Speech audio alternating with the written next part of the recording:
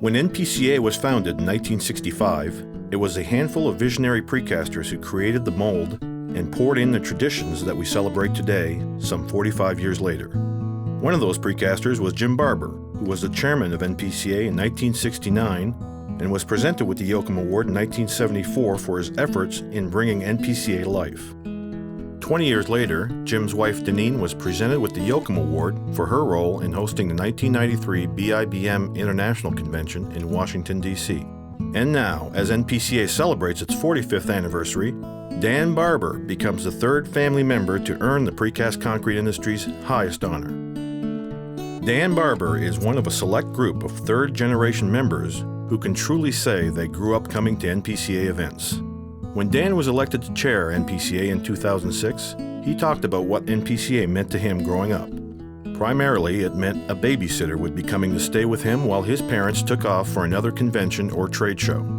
When he was 13 and the annual convention was held in Kansas City, it meant that he would have to endure a house full of precasters from around the country.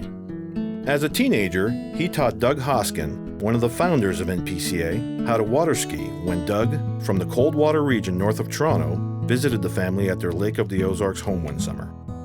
And it also meant that Dan would form lifelong friendships with other NPCA families from around the country, the Babberts, the Lendrums, and the Engelmans, just to name a few. Those friendships help explain why Dan formed the Young Leaders Group in the mid-90s to help some of the next generation of precasters share resources and learn how to take on leadership roles in their companies.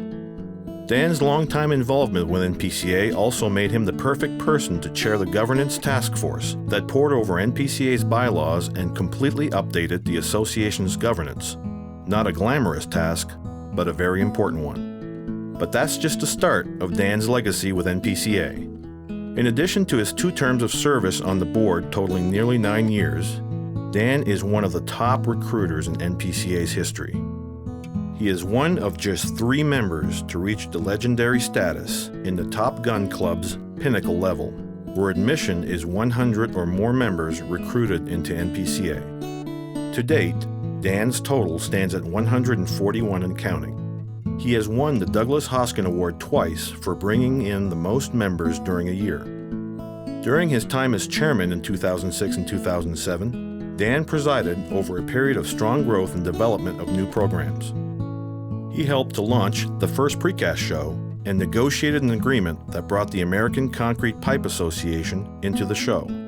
He also shook a lot of hands, presiding over conventions, trade shows, award ceremonies, and the endless other duties that go along with the position. Even though his schedule was in demand, he still found time to play a little golf, and he definitely managed to have some fun along the way, appearing as a member of the Universal Studios Blues Brothers Tribute Act for a few songs in Orlando, sitting in as a member of the Canadian Native Drum Circle in Ottawa, and, well, we're not sure what he was doing in that moo-moo a few years ago in Hawaii.